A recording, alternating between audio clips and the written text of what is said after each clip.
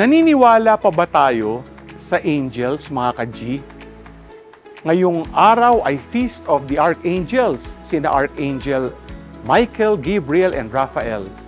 Naalala ko tuloy ang gospel natin ngayong araw. Sabi ni Jesus kay Nathanael, "Amen, amen, I say to you, you will see heaven open and the angels of God ascending and descending on the Son of Man."